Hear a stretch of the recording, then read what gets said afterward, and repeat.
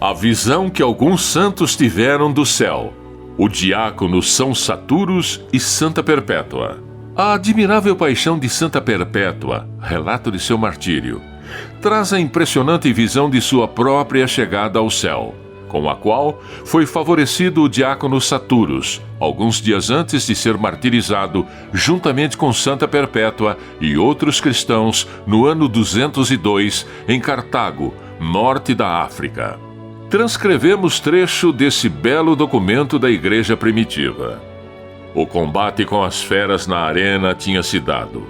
Nós tínhamos deixado nossa carne, quando 4 anjos, sem nos tocarem, nos levaram na direção do Oriente. Nós não estávamos deitados na postura habitual, mas parecíamos subir uma inclinação muito suave.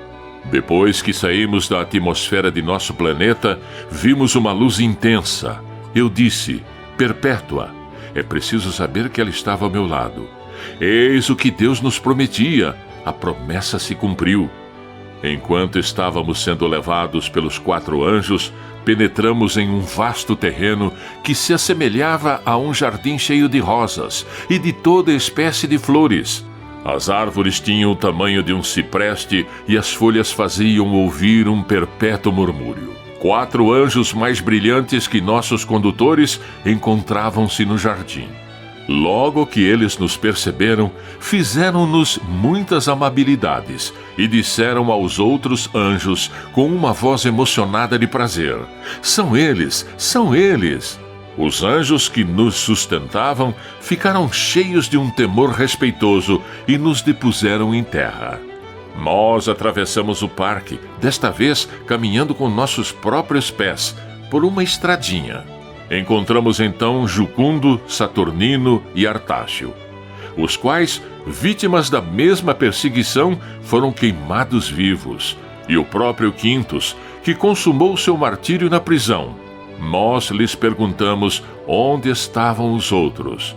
Os anjos disseram: Venham primeiro, entrai e prestai homenagem ao Senhor diante do trono. Os 4 anjos nos levantaram e nós osculamos o Senhor, o qual com sua mão acariciou-nos o rosto. Os anciãos nos disseram: De pé. Nós nos levantamos e nos demos o beijo da paz. Os anciãos nos disseram então: Ide e participai dos jogos. Eu disse: Perpétua, eis-te satisfeita? Ela respondeu: Deus seja louvado. Eu era alegre antes, mas o serei muito mais nesta outra vida. Quando voltávamos, vimos na soleira da porta o bispo Optato e o padre Aspásio. Nós os conduzimos ao jardim sob uma roseira. Eis o que nós vimos. Ao mesmo tempo, os anjos pareciam querer fechar as portas. Quanto a nós, encontramos lá um grande número de irmãos, mas unicamente mártires. Um perfume inenarrável nos servia de alimento a todos, e estávamos plenamente satisfeitos.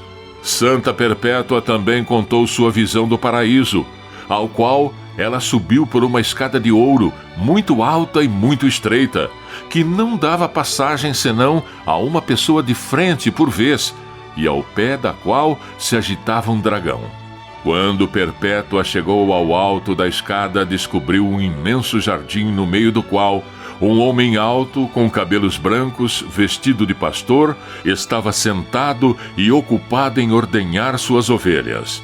Ao seu redor havia milhares de pessoas vestidas de branco. Santa Doroteia. Outro martírio no qual aparece uma manifestação do céu é o admirável caso de Santa Doroteia, que inspirou inúmeros artistas e encantou nossos antepassados. Doroteia, cujo nome vem do grego doron, dom, e theos, Deus, significa dom de Deus. Era uma virgem que vivia em Cesareia da Capadócia, atualmente Turquia, em fins do século III, entregue inteiramente à oração e à mortificação. O novo governador romano dessa cidade, Aprício, pagão, sabendo que Doroteia era cristã, mandou prendê-la e apresentá-la em seu tribunal. A casta virgem disse ao seu interrogador que tinha por esposo a Jesus Cristo. e que desejava ser martirizada para juntar-se a ele nos jardins do céu, onde há açucenas, rosas e todo tipo de flores que nunca murcharão, e maçãs de admirável beleza que conservam o frescor em todas as estações. Como Aprício visse que perdia o tempo com Doroteia, ameaçando-a com o cavalo de pau e outros tormentos, tomou com astúcia outro caminho. Chamou duas irmãs, Cristeia e Calista, que antes haviam renegado a fé por temor dos tormentos. Encarregou-as de amolecerem o coração de Doroteia, oferecendo a elas novos presentes e distinções caso o conseguissem. Mas tudo correu ao revés.